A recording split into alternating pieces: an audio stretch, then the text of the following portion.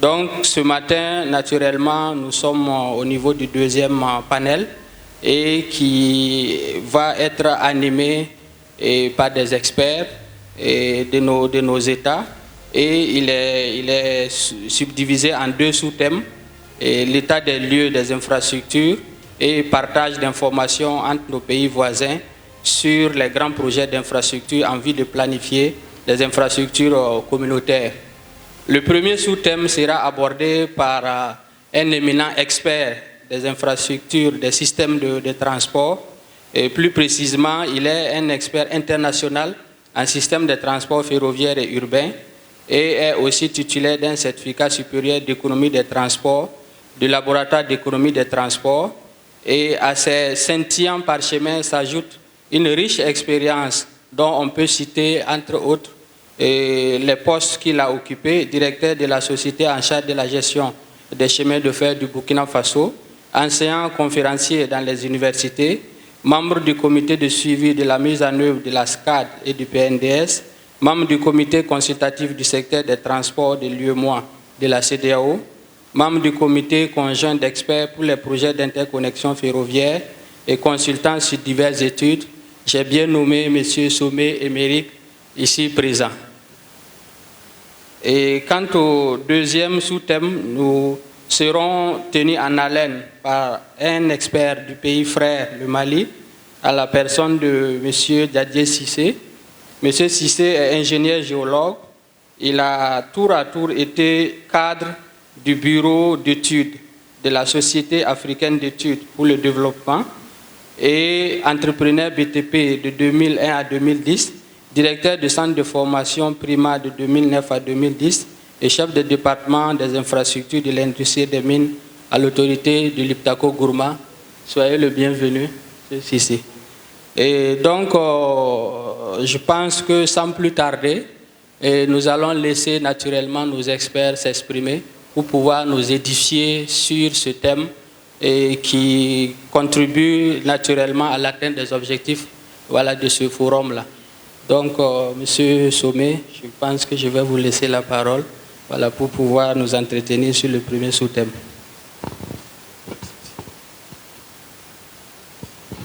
D'accord.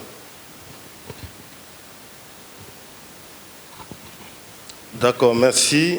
Merci, Monsieur le ministre des Infrastructures du Burkina Faso, Madame la ministre en charge des infrastructures du Mali, et honorable invité.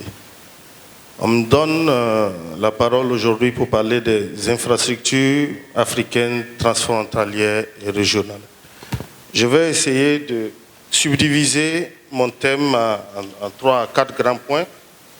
C'est-à-dire, qu'est-ce qu'on entend d'abord par infrastructure transfrontalière?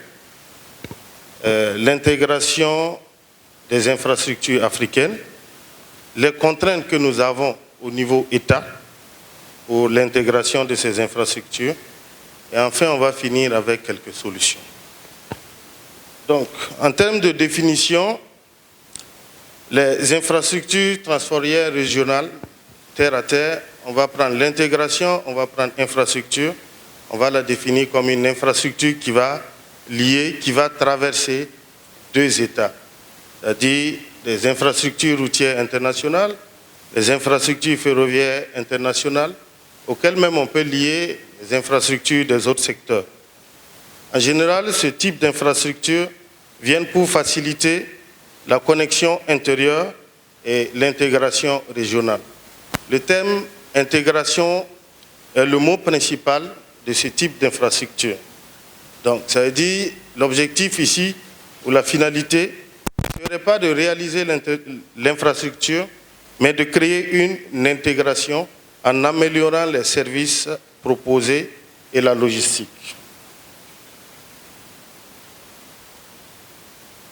Donc, je note, pour l'Afrique, qu'est-ce qu'on a en termes d'infrastructure d'intégration? Comment on le mesure?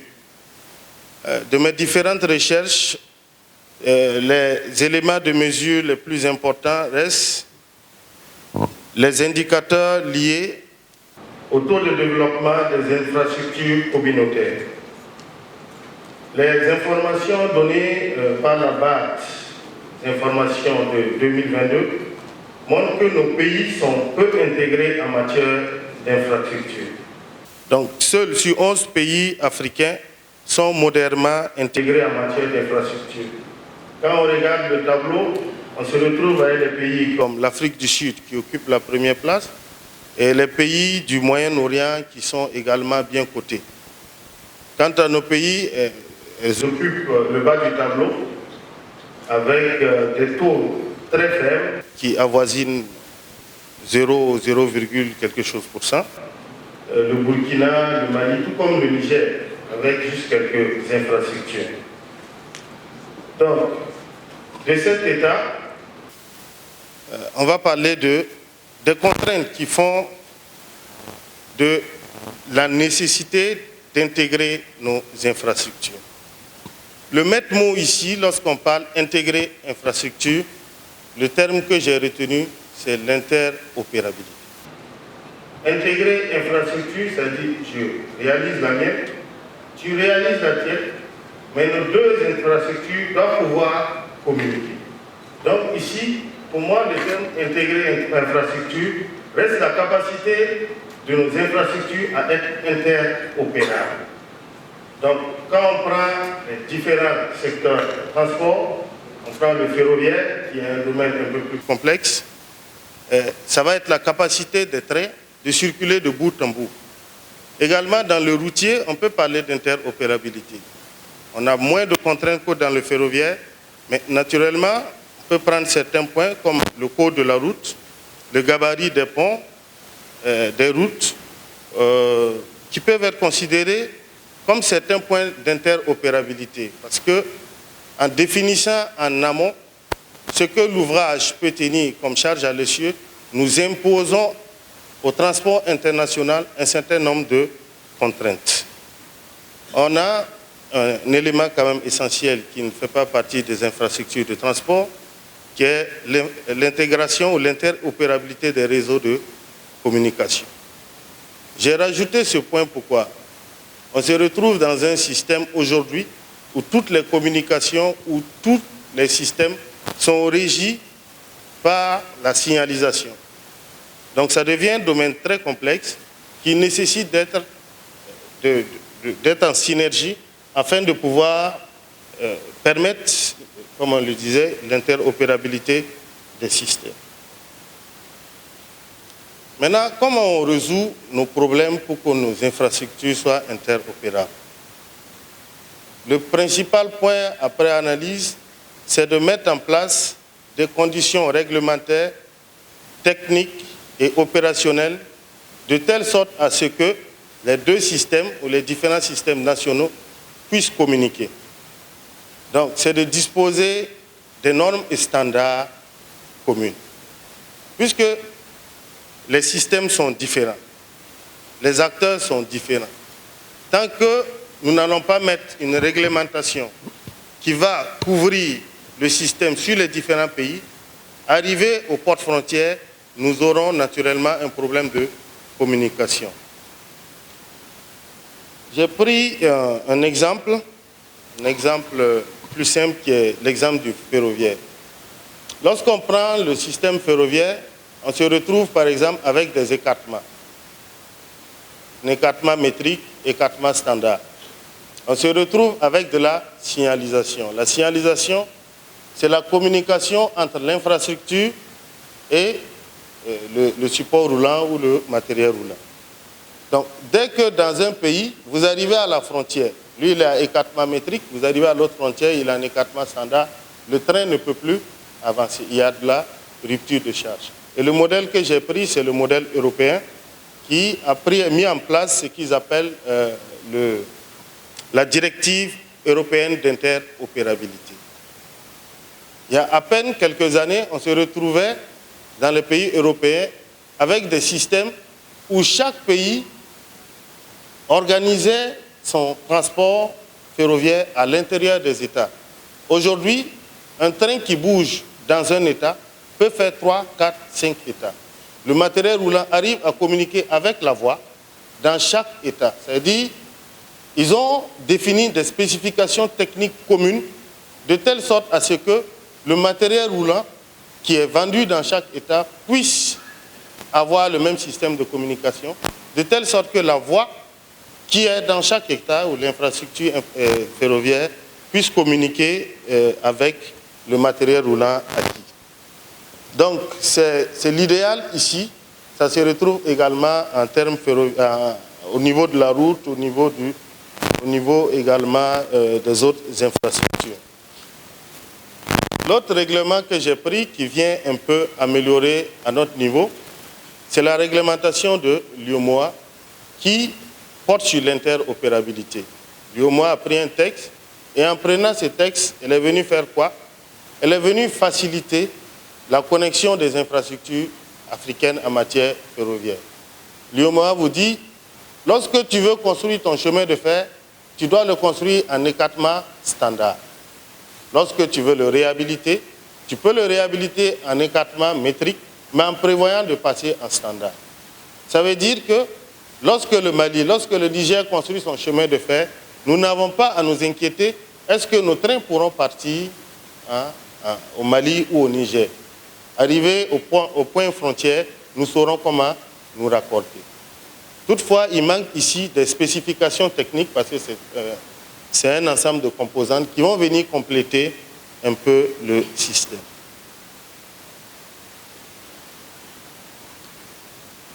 Donc, dans la pratique, comment on fait pour mettre en place nos infrastructures transfrontalières et régionales aujourd'hui? À ce jour, il y a un certain nombre d'infrastructures qui ont été construites. Il y a des bonnes pratiques, il y a des retours d'expérience. Les retours d'expérience, c'est quoi? Les États qui ont pu construire des infrastructures transfrontalières sans avoir trop de problèmes ont mis en synergie les actions. C'est-à-dire de la base, la définition des spécifications techniques, au choix du poste frontière et à la validation même des études. Vous prenez, je vais prendre l'exemple de l'autoroute Ouaga-Abidjan. Donc, dès qu'on fait les TDR, on se retrouve, on valide ensemble avec l'autre partie. Après les TDR, il y a les études. C'est vrai que ce n'est pas tronçon. L'autre État peut ne pas être invité. Mais pour faciliter, on invite l'autre État qui va aussi prendre en compte les observations à notre niveau. Ça nous permet d'avoir une infrastructure commune. À la phase des travaux, c'est toujours de la coordination, coordonnée entre les deux États. On coordonne entre les deux États en invitant l'autre partie lors de la validation, en les permettant de suivre aussi les travaux, de telle sorte que l'infrastructure communautaire puisse jouer son rôle de communautaire. Donc, le maître mot, coordination, comment ça se coordonne? Ici, pour la plupart, pour certaines des infrastructures, elles sont coordonnées par l'UEMOA ou les organismes internationaux. L'ALG qui est présent, il pourra compléter.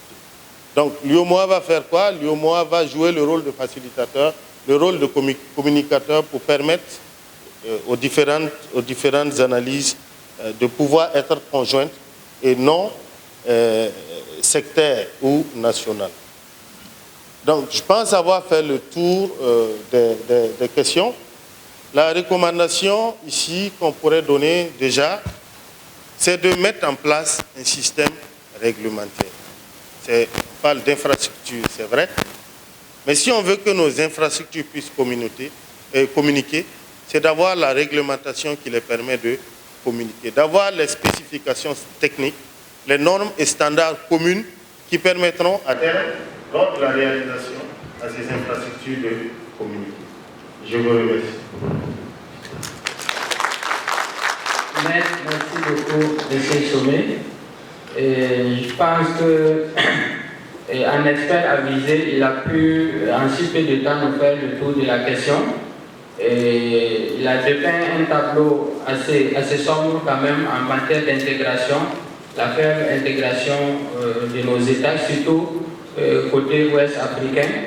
Il a mis un accent sur un élément important,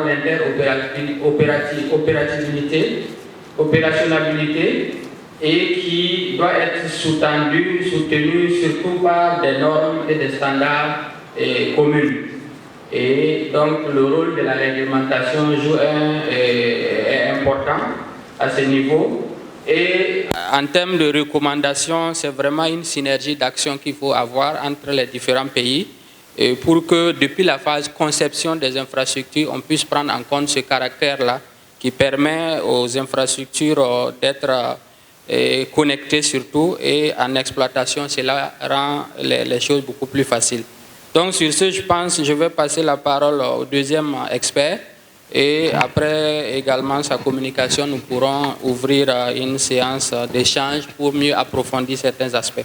Donc, M. Cissé, vous avez la parole. Merci bien, Monsieur le ministre. Je remercie également le ministère des Infrastructures et du Désenclavement ainsi que Bitel pour nous avoir associés à cette première édition de Africa Infrastructure Forum. Donc, je dois vous présenter l'état des lieux des infrastructures. On va tout d'abord planter le contexte pour parler de l'état des lieux, des infrastructures. Donc, l'entame de ce sous-thème peut dire que l'Afrique de l'Ouest, c'est une région en développement rapide qui a connu une évolution importante au cours de ces dernières décennies. Les investissements ont été réalisés dans les routes, les chemins de fer, les ports et les aéroports. Et ici, on va surtout voir les infrastructures routières, ferroviaires et les télécommunications, ainsi que les énergies.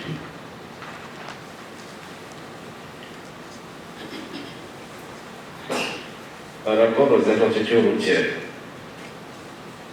donc, en raison de leur importance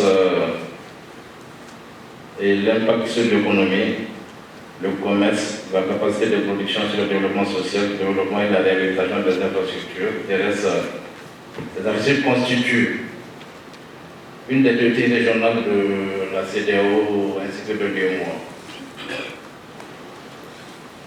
L'UEMOA aussi bien que la CEDEAO dispose chacune d'une stratégie et d'un plan d'action pour les infrastructures routières et de transport.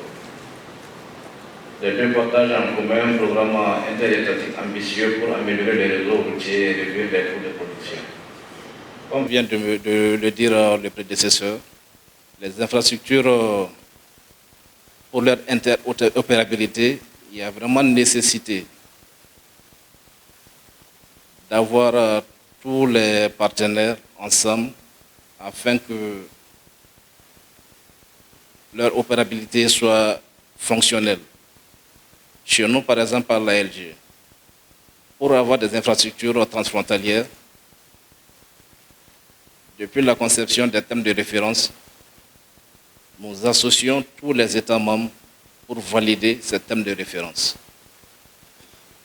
Donc, après validation de ces thèmes de référence, une fois le projet arrivé à maturité et qu'on parvient à mobiliser les ressources, nous mettons en place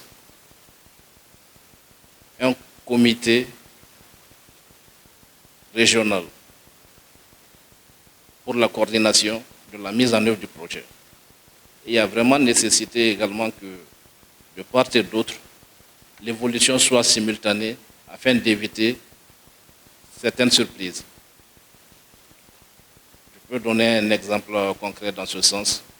Dans le cadre de la mise en œuvre d'un de nos projets, le programme de développement de l'élevage dans la région de l'Iptako-Gourmand, il y a eu de part et d'autre la réalisation de pistes. Et malheureusement, à la jonction, à la frontière, il y a eu un décalage.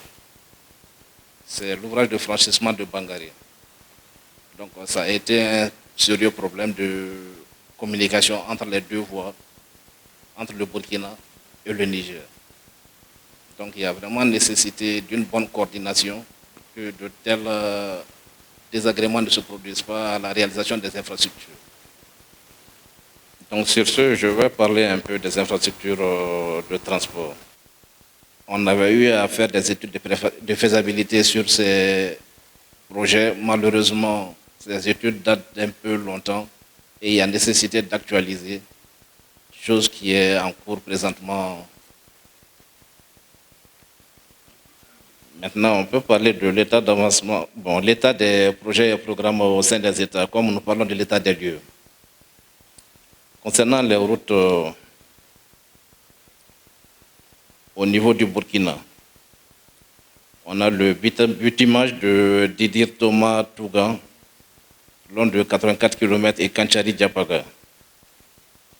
On peut dire qu'en 2019, ce programme de bitumage, de réhabilitation et de construction d'ouvrages de franchissement sur l'ensemble du réseau est constitué par le bitumage d'environ 285 km de route dans la région de l'Iptako-Gourma, dont le financement est acquis auprès des banques arabes pour le bitumage de la RN10 Tougan-Waïgouya.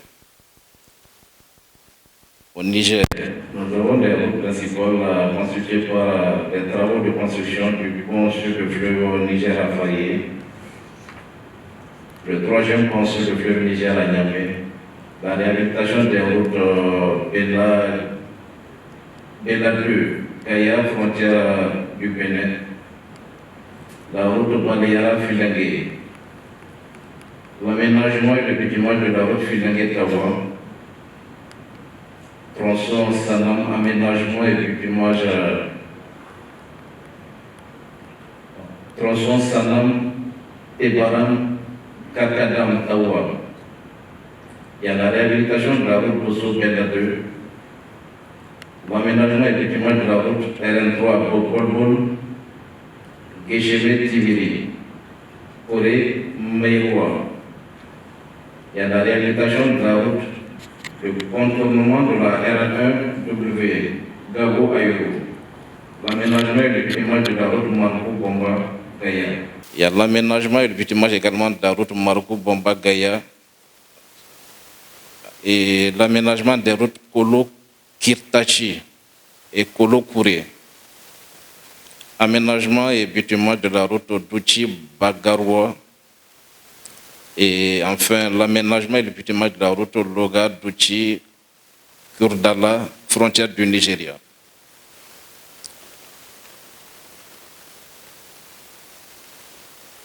Maintenant, parlant des infrastructures ferroviaires.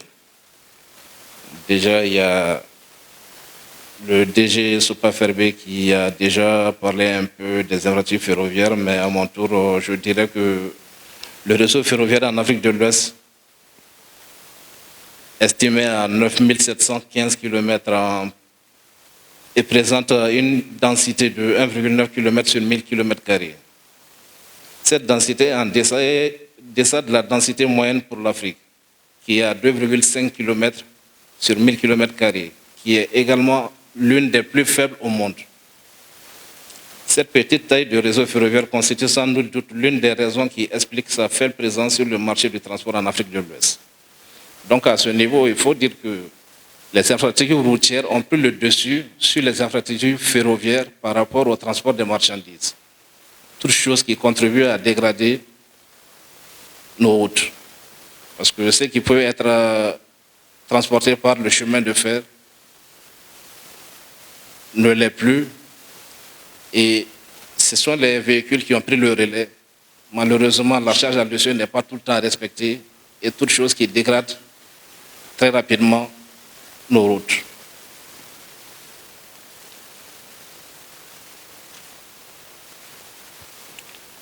Donc, par rapport aux infrastructures ferroviaires, au Mali, nous avons la ligne de fer Dakar-Niger, longue de 729 km au Mali, qui assure la liaison avec le port de Dakar. Bon, on dit Dakar-Niger, ce n'est pas le Niger pays, mais c'est par rapport au fleuve Niger. Donc à ce niveau, il faut noter également que le trafic voyageur entre Bamako et Kaya a repris depuis le 9 juin 2023.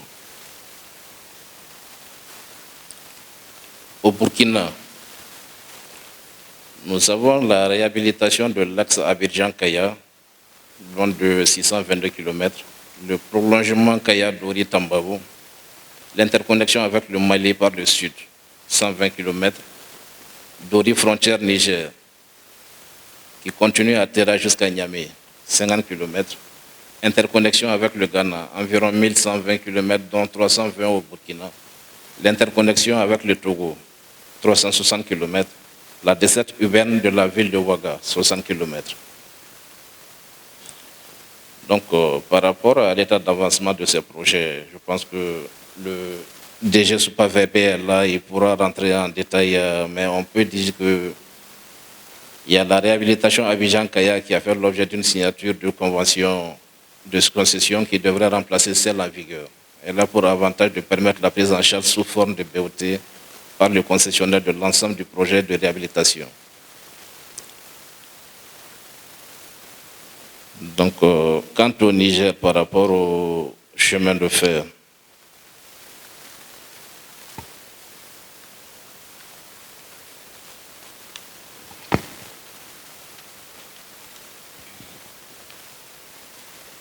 il y a la boucle ferroviaire qui relie les 5 capitales des pays concernés, le Cotonou, le Niger, Ouagadougou, Abidjan et Lomé. Donc, le projet de construction de la boucle ferroviaire en territoire nigérien se décompose en liaisons homogènes. Bon, je vais me passer de ces détails. Maintenant, la liaison Cotonou-Parakou-Dosso, 926 km. Donc, présentement, la ligne existante entre Cotonou et Parakou est en état de dégradation très avancé. Et depuis 2009,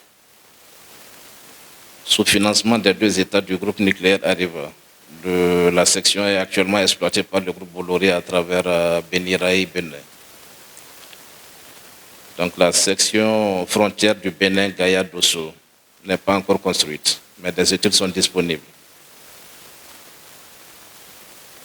La section Niamey-Terra, frontière du Burkina, ça c'est en état de projet. Donc il y a également les projets de liaison ferroviaire de la commission mixte nigériane de coopération. Donc c'est la liaison Kano-Katsina-Maradi qui est en cours de réalisation. La liaison Zender-Magaria-Kano, section Zender-Magaria, frontière du Nigeria, 111 km. Bon, ça on peut dire que c'est vierge, il n'y a pas encore d'études.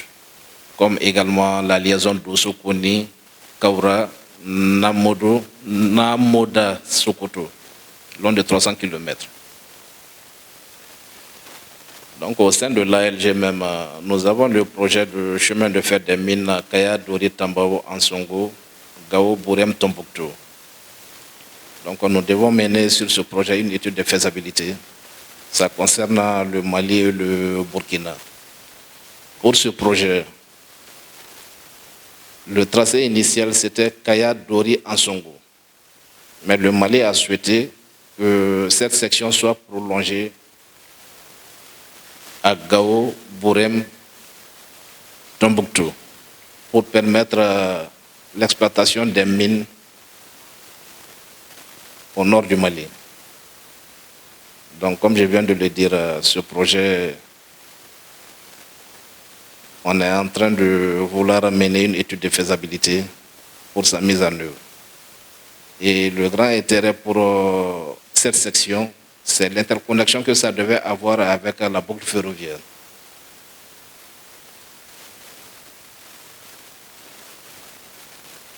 Maintenant, par rapport à la situation de l'énergie électrique en Afrique de l'Ouest, il faut dire que tous ces projets de, comment dirais-je, les infrastructures que je viens de citer, routières aussi bien que ferroviaires, sont tous adossés aux ressources énergétiques. Et malheureusement, en Afrique de l'Ouest, on peut dire que on peut estimer que 175 millions de personnes, sur un total de 300 millions en Afrique de l'Ouest, ne peuvent accéder à aucun type d'approvisionnement électrique. Donc 25% d'entre elles vivent dans des zones urbaines et 75% dans les zones rurales. Tous les pays de la CEDEAO ont un degré élevé de dépendance à l'égard des importations de gaz et de pétrole. En outre, la demande énergétique est caractérisée par une forte dépendance à la biomasse traditionnelle. Environ 90% de la population utilise le bois et le charbon pour la cuisson domestique, avec des effets notables sur l'environnement et la santé. Donc, par ailleurs, un certain nombre de pays se détachent par le ratio d'accès à l'électricité. Le premier d'entre eux étant le Cap-Vert, qui affiche près de 100% de couverture, suivi du Ghana, 66,7%, le Nigeria, 50%, la Côte d'Ivoire, 47,3%, et le Sénégal, avec 42%, et le Mali, 27%. Donc ça, c'est selon le groupe d'études africaines de l'Université autonome de Madrid, 2014. Donc l'Afrique de l'Ouest est suffisamment dotée de sources d'énergie. Hydroélectricité, charbon, gaz, pétrole, uranium, énergie renouvelable énergie nouvelle et renouvelable. Il va sans dire que les ressources énergétiques dans nos États ne manquent pas. Et paradoxalement, l'Afrique manque d'énergie.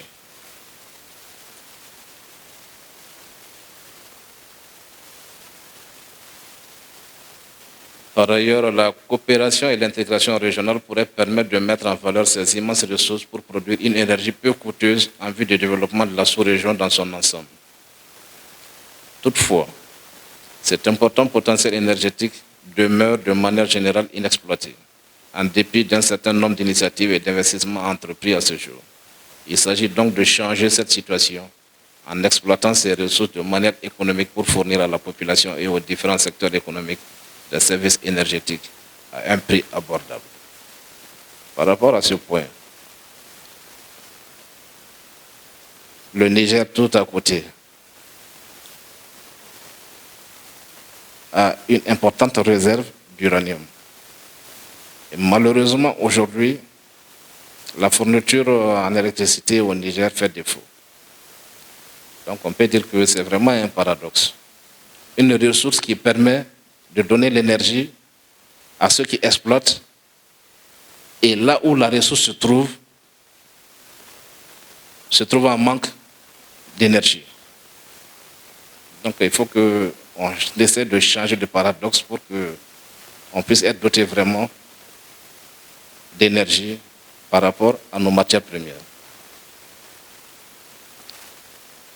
Donc, comme potentiel énergétique, nous avons les ressources énergétiques fossiles et hydroélectriques. Les principales sources d'énergie électrique dans cette région sont le gaz naturel. Le Nigeria et la Côte d'Ivoire en sont pourvus. L'hydroélectricité, le Nigeria, le Ghana, la Côte d'Ivoire, la Guinée, avec un potentiel plus limité au Sénégal, au Mali et au Niger. Il y a le potentiel en énergie hydroélectrique qui est estimé à 26 860 MW. Mais malheureusement, ce n'est exploité qu'à 16%. Malgré son avantage sur le plan du coût de production de kilowattheure, ce potentiel demeure largement sous-exploité dans la sous-région.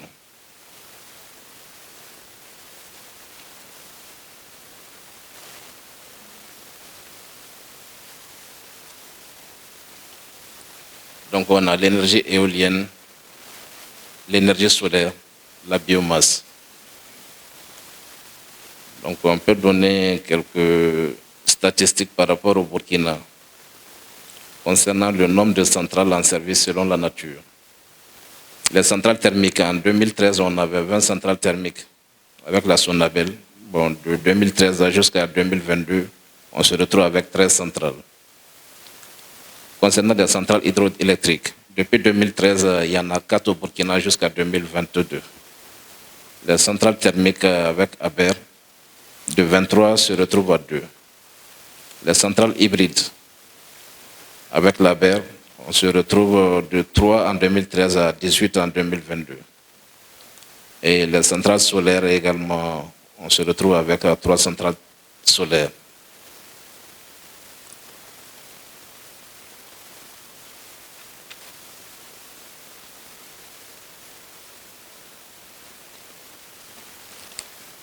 Donc, quant au Mali, la production énergétique, l'hydroélectricité fournit en 2021 721 000 MWh.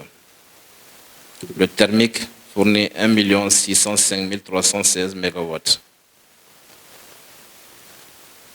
La production solaire à 81 457.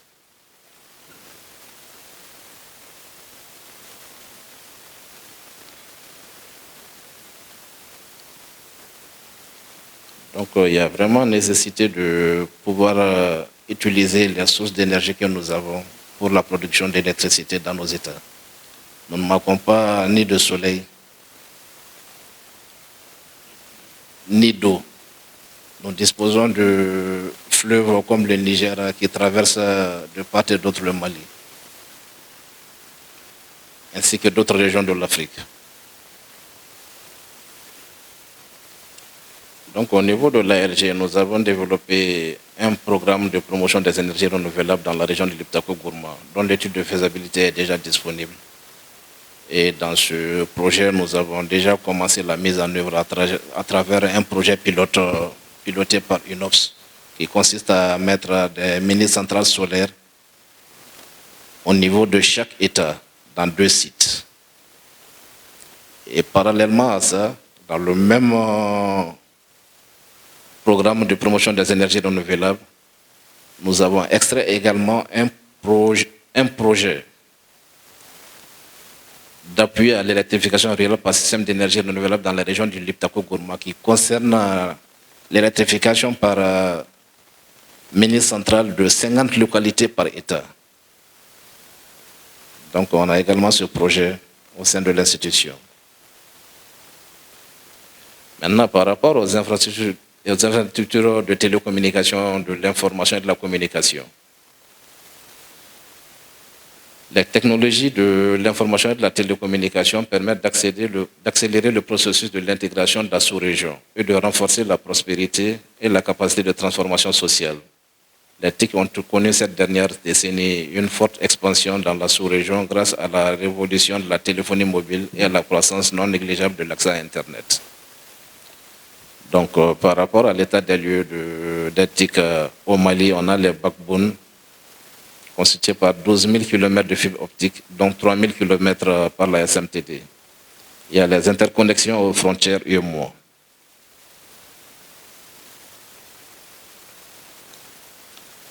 Bon, les interconnexions aux frontières de l'UEMOA, il y a le Bénin, Burkina Faso 1, Bénin, Togo 2, Bénin, Togo 3, Bénin, Togo 4, Bénin, Togo 5 et jusqu'à Bénin, Togo 6. Il y a le Burkina, Mali 2, Burkina, Mali 3, Burkina, Niger 2, Côte d'Ivoire, Mali 3, Guinée-Bissau, Sénégal 2, Mali, Niger 1 et Mali, Sénégal 2. Donc, quant aux interconnexions aux frontières du Liptako, nous avons Sandé-Dougou, Mopti, Ouéguya et Gao Koutougou.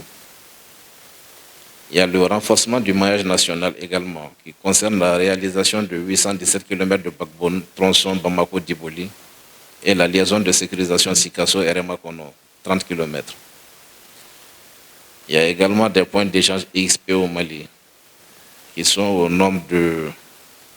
Non, le point d'échange Internet du Mali, MLIX, est opérationnel depuis le 22 février 2018. Donc il interconnecte 5 fournisseurs d'accès à Internet.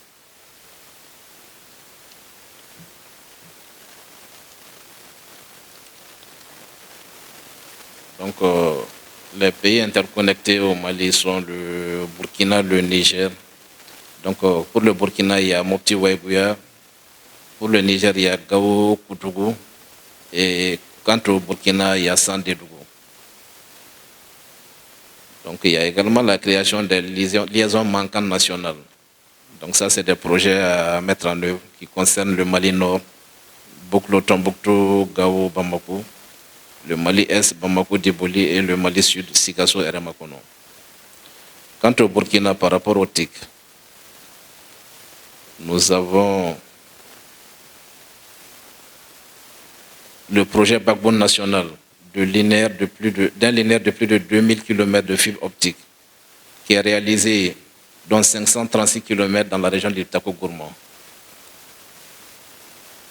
qui répond aux objectifs suivants: développer la connectivité nationale et internationale en large bande par fibre optique reliant les chefs-lieux de communes, les pays voisins et permettre un accès diversifié aux caps sous-marins. Constituer une plateforme mutualisée d'accès ouvert pour le développement des services modernes de communication électronique dédiés à l'ensemble de la population par les acteurs du marché, tout en permettant le développement d'une saine concurrence et de l'innovation dans le marché national.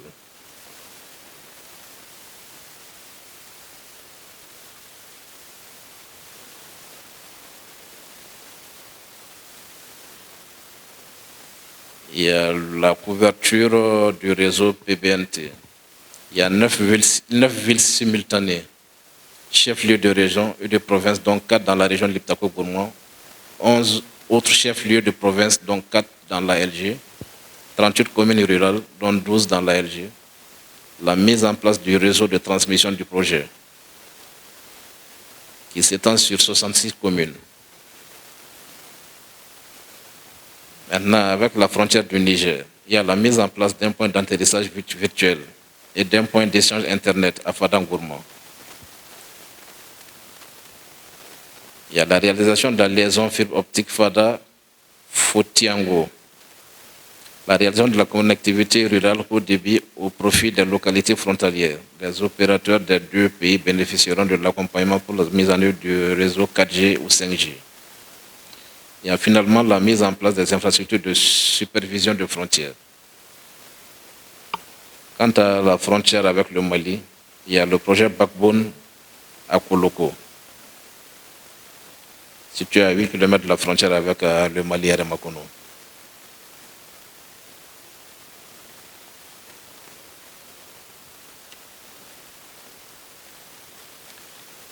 Et finalement, au Burkina, il y a la mise en place des infrastructures de supervision de frontières. Ce projet permettra aux deux pays de mutualiser les efforts afin de visualiser l'ensemble des activités, mouvements en temps réel sur leurs frontières communes. Maintenant, au Niger, il y a le projet Exim Bank.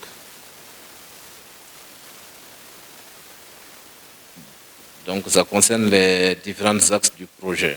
Zender-Difa, Guigmé, frontière Tchad, Niamey, Tilaberi, Ayourou, frontière Mali, Zender, Agadez, Arlit, Tawa, Agadez, Maradi, Dakoro, Zender, Magaria, Tinkim, frontière Nigeria, Takieta, Matamei, Maï, Moudjia, frontière Nigeria. Il y a également le réseau Backbone national en fibre optique qui est réalisé sur 3847 km. Il y a l'interconnectivité transfrontalière et internationale en fibre optique également, en technologie large bande. Niamey, frontière Burkina, Ayourou, frontière Mali, Dosso, frontière Bénin, Koni, frontière Nigeria, Dan Issa, frontière Nigeria, et les liaisons de la dorsale nationale qui sont réalisées également entre Ayourou, Difa, Koni, Tawa, Agadez, Arlit, Zinder, Agadez et Niamey, Filengue, Abala, Tawa. Il y a le projet de la dorsale transsaharienne à fibre optique.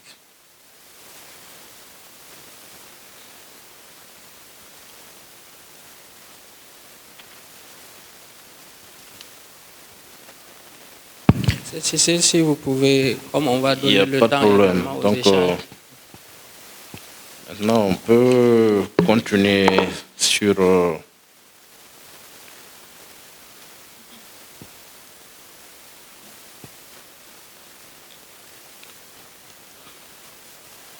Donc, au niveau de l'ALG, par rapport au TIC, nous avons également développé un projet dans ce sens qui s'intitule Projet régional de réalisation d'un point d'échange Internet XP entre les États membres.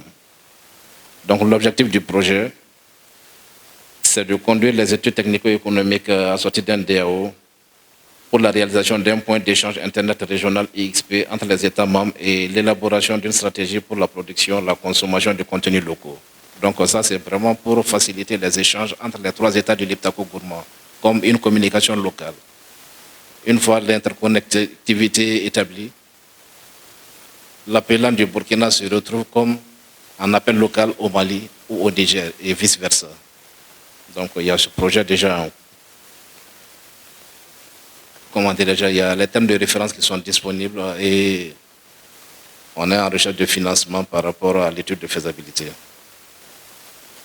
Donc, monsieur le ministre, voilà un peu l'état des lieux des différentes infrastructures que je voulais soumettre à l'Assemblée présente. Merci. Très bien. Voilà, un banc d'applaudissements. Et à travers la communication de M. Cissé, en tout cas, on se rend compte qu'on a un package assez important de projets et sur les différents segments au niveau de l'ALG, donc que ce soit les projets d'infrastructure de transport, routes, chemins de fer, des infrastructures énergétiques, des infrastructures également de télécommunications. Et il a mis l'accent également, comme M. Sommet l'avait dit, sur le caractère interopérable des infrastructures qu'il faut mettre en œuvre, ce qui nécessite qu'on mette un accent sur la concertation lors de la conception de projets, donc ce qui suppose qu'il y ait des dispositifs institutionnels qui permettent aux différents techniciens de pouvoir se mettre en synergie pour pouvoir concevoir des infrastructures qui puissent être interopérables entre les États et qui facilitent l'exploitation.